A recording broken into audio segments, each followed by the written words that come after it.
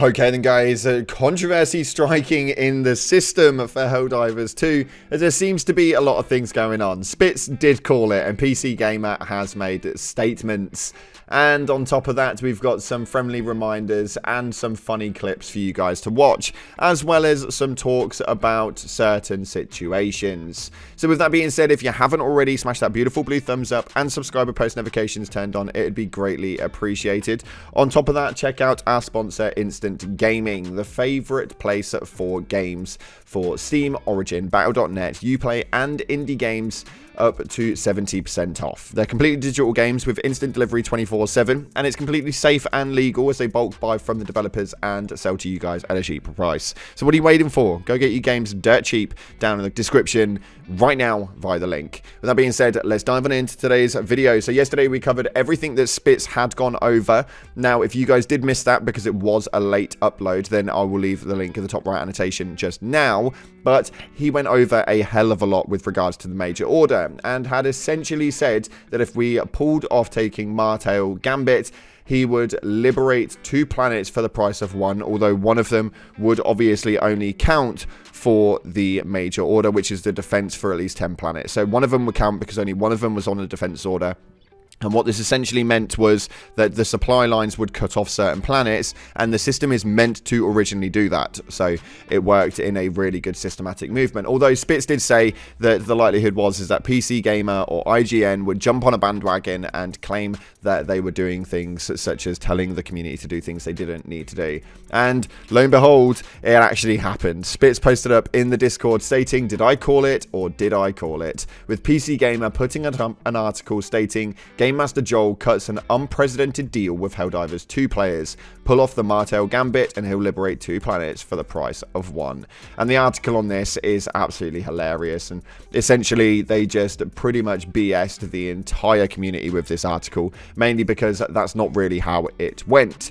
The reason for the platforms is pretty damn simple. It's for us to have the communication towards the development team, and it's not official statements. This is not them saying that we need to do certain things. This is just solely them saying, if you do this, then the supply lines are supposed to cut this and this, so we'll do that manually if it does happen. And it's morely just a piece of information to let us know. So Spitz actually responded to a lot of this and stated, that's why we have the Discord, Reddit, Steam discussions, Helldivers.io, and other platforms like those. If anything comes from the mouth of a dev or an in-game dispatch, it's immediately taken as official information, and we really don't want to make it seem like we're pushing people to play a certain way or focus on certain planets from an official standpoint. It has to be a community effort. Now, this is a solid point, and I think that realistically, even though we do report these things in videos and stuff like that, you always have to take these things with a pinch of salt. Like we said in yesterday's video, it was solely a basis of this is what has been said, although take it how you want to take it. And that's probably the biggest format that you guys need to take from this, because realistically, just because things are a certain way and they state that if you do certain things, then they can essentially approve certain things that have approved that through anyway. So realistically, just because the communication is there, they're not telling us how to play the game, they're morely giving us some guidance on the factor of what we were doing anyway. Because I think at the point of him making that statement, we were at like 85% liberation on Martel. So it's just kind of one of those. Don't take everything too saltily, and don't always listen to these bloody article writers, PC Gamer and IGN. I shouldn't have to tell you, but they're not exactly the most renowned sources on the planet.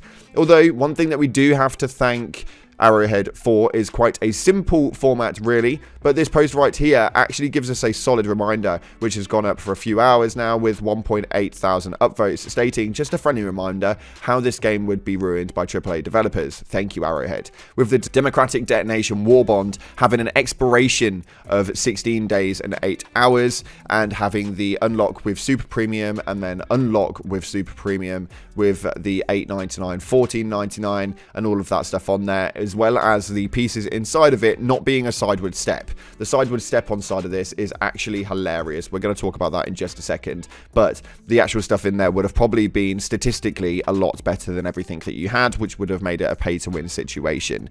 Now, before we dive into the next part of it though, we are doing a giveaway here on the channel. We're going to be announcing it tomorrow, so make sure that you stay tuned to the channel for it. We're going to be giving away a copy of Helldivers 2, and if you've already got the game, don't panic. We're going to be giving away money equivalent in super credits. And for 100,000 subscribers, we've got a big giveaway coming up for this next week to say thank you for everything you guys have done to us. It has been absolutely incredible, just all the movement that we've had. So if you want to get involved in this giveaway right now, all you have to do is head down to the comment section and stick a Earth emoji in the comment section for Super Earth, of course, because that's all we're fighting for in the end. And realistically, with us having 1 out of 10 planets done from the major order and 4 days left, Super Earth needs all the help it can get. So a Earth emoji in the comment section will enter you in, and we'll announce the winners on the community page here on the channel and in the giveaway announcement sector in the Discord at nearly 11,000 people large, I may add. So head down to the Discord and make sure that you're in there to make sure you know when it is that you've won the giveaway. That being said, though, let's dive into the next piece. So, as we just mentioned, that majority of things are a sidestep instead of an upgrade. This is a extremely solid point. These things do not work on a basis of anything is ridiculously better than the other. Don't get me twisted, there are some weapons in here that are pretty much null and voided and borderline useless, other than maybe for a couple of situations. But this Reddit post right here that was posted up with over 5.1 thousand upvotes states it nicely. I'm new, so S on me hard, but isn't the default gun better than this premium gun? So we have right here the AR-23 Liberator and the AR-23C Liberator Concussive. Essentially, majority of the weapons inside of these war bonds are a sidestep. They are all situational and they are really good in their own right. They may not be a load better, but they will be better in certain situations. The base weapon, the AR-23 Liberator, is actually a really solid weapon as a base weapon. If you guys were still running that at level 40, I wouldn't be kicking you on the basis of it. That's what I'm pretty much getting at. The Liberator Concussive, on the other hand, is pretty damn good. It works on a movement of concussive stuns, and that makes sure that it knocks your enemy when you hit them. You get reduced stats, so personally I'd run the default, but if you like the stuns, it's definitely going to be an option. Either or, these weapons are both really solid options. So if you're in a party and somebody is still running the Liberator, do not be a butthole and kick them for it, because realistically they may have a solid choice of a weapon right there. Moving into some funny stuff though, today we have got this right here, where at the moment these orbital strikes seem to be taking a little bit of a weird moment. We've got the rail cannon strike right here, and it decides to just completely go off a forefront and not attack the charger, but instead attack a fellow Helldiver last minute. It makes absolutely no sense, but these orbital strikes are seeming to be a little bit funky just recently. It's like they're not too sure where they're going and what's happening with them, but yeah, I don't really get it. But while we talk on the forefront of actual stratagems taking out Helldivers, we've got a Reddit post right here which has got 6.4 thousand upvotes, and this one for me is an absolute solid one. It states, throwing stratagems on extractions need to stop. Now, we have spoken about this so many times, and for some reason we all still seem to find that one douchebag that feels that they need to do it. But the Reddit post actually reads, impossible mission, we collected almost all the samples. Good team, all samples left on extraction, and then this idiot throws down a 500 kg and goes into the Pelican.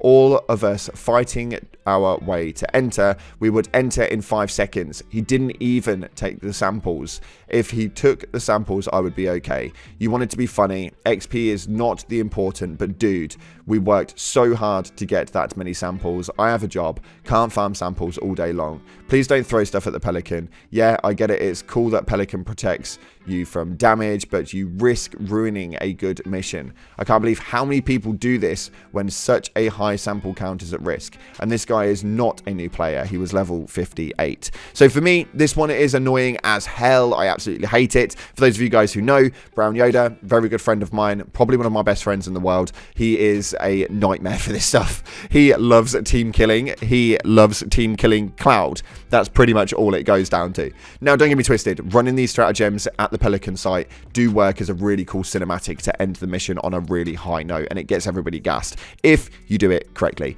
But unfortunately, most people don't do it correctly, so what you end up doing is actually losing a load of samples. For a lot of players, that is a nightmare, because samples are something that people have not got time to really farm. At the moment, I've got around 400 normal samples, 250 of the rare samples, and I am grafting my ass off to try and get these super samples, but it feels like the difficulty is being affected quite largely in this game right now. So nonetheless, you guys just need to essentially be careful of what you're doing and stop throwing things down at the extraction. It's just not necessary and it's not needed, and nobody appreciates it. But with that being said, if you haven't already, like and subscribe. Unfortunately, that's all we've got time for today. Thank you so much again for all of your ongoing support. I appreciate you all. Like, subscribe, and as always, up until the next time, I'll see you in the clouds.